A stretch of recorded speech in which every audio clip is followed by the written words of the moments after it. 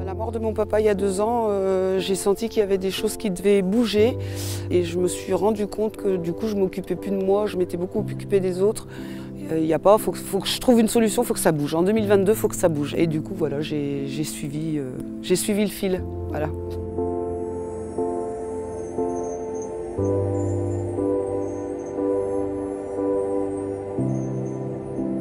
Alors le premier gros blocage là, que le week-end m'a débloqué, c'est de ne pas oser m'exprimer, de ne pas oser m'affirmer sur ma communication pour les soins.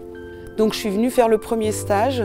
Et après, voilà, il y a toutes les synchronicités qui arrivent, tous les blocages qu'on défait au fur et à mesure, parce que voilà, on en retrouve et on se dit « Ah oui, tiens, il y a ça, j'avais pas pensé à ça ». C'est un peu comme un oignon, on enlève des pelures à chaque fois, et on dit « Ah tiens ».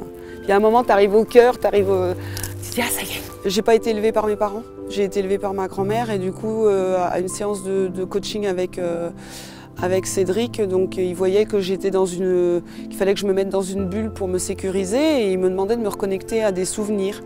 Sauf que j'ai pas de souvenirs avec mes parents, voilà, j'en avais pas dans ma petite enfance. Donc il m'a dit imagine-les. Et j'ai imaginé une scène que je n'ai pas vécue, mais du coup qui m'a complètement mise en larmes. Enfin, là ça a été un gros morceau. J'ai envie de dire tous les moments quand on fait de la lecture énergétique dans le programme, quand on est en atelier, c'est tous des moments qui sont forts parce qu'on est beaucoup dans le partage. Cédric et Claudine, c'est la bienveillance incarnée, donc toujours dans la bienveillance, toujours dans le pragmatisme. On pose une question, il y a toujours une réponse. Ils ont toujours une idée, ils nous laissent beaucoup d'autonomie.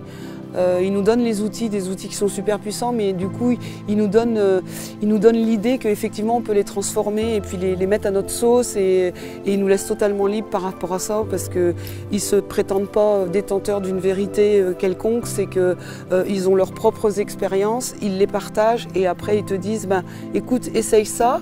Et puis si ça ne marche pas pour toi, essaye dans ce sens-là. Chacun fait son travail perso, en collaboration, mais tout le monde vient avec des problématiques, mais c'est fait en toute transparence, j'ai envie de dire. Et on se fait des groupes entre nous pour aller travailler sur des choses quand on n'a pas le temps avec les ateliers. Enfin, si vraiment tu te cherches et que tu veux te trouver, fonce dans la lampe. Ouais, c'est ça.